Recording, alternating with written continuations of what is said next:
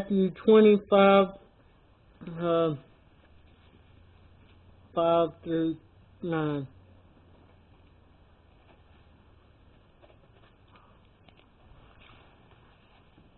And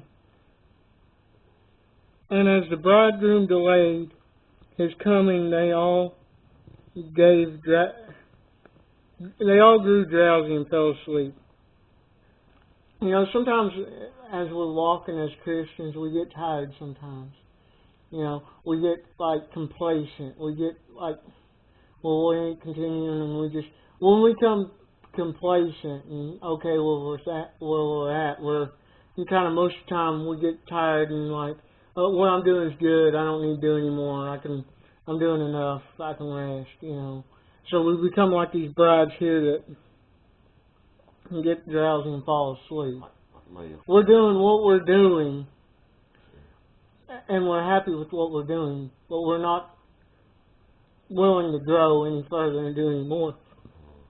You know, and it comes from our being comfortable. You know, if we're in a place of comfort, it's a very easy thing to do, is to become complacent. But the only problem with becoming complacent and comfortable, sometimes the Lord wants us to be in the same spot.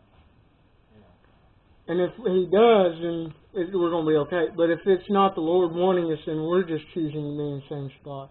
Eventually we become complacent, and then we go backwards. We're like, well, maybe I don't need to do this response. And then we fall asleep. The drowsy kind of symbolizes us becoming complacent. Falling asleep, we start slipping up on our responsibilities. We start not being dedicated as much as we used to because, well, it ain't that, because we're not growing. We're not awake to hear Him. We're not excited about Him. So we just slip back. But at midnight there came a shout, "Here is the bridegroom, go out and meet him." You know, one day we're going to have to answer to Jesus. As Christians, we're sealed in the blood, so we're going to be okay. But we need to, it'd be more, we don't want to say, well, we had this opportunity and we just did not take it. We want to be able to go to Him taking as many opportunities that He gave us and being able to run with Him through all them opportunities, doing as much as what He allowed us to do. We don't want to be caught sleeping when He wanted us to serve. Then all those bridesmaids got up and trimmed their lamps. This symbolizes them getting ready. They're doing the work to get the Lord. This isn't working for salvation. This is working because you're saved. This is kind of symbolizes, because we have His light now, we get it ready to bear it to the world till He comes. This symbolizes being ready for when Jesus comes. How are we ready as Christians? We're doing what we are supposed to do to serve Him, trying to let as many of the world know the truth so they can be ready as well.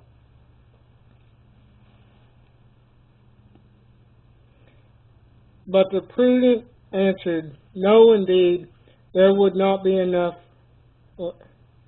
Give us some." And the foolish said to the prudent, "Give us some of your oil, for our lamps are going out." Their lamps were going out because they didn't pack enough oil. They decided they were going to stay at one place, and then it's like kind of the idea of you read Scripture, but then you come one day decide, well, I know Scripture good enough, I don't got to keep reading anymore. You know, it's kind of like, okay, that's good enough, I don't got to do that anymore. That's kind of the idea they had. They had enough oil, what they thought they wanted, and they're like, okay, that's enough.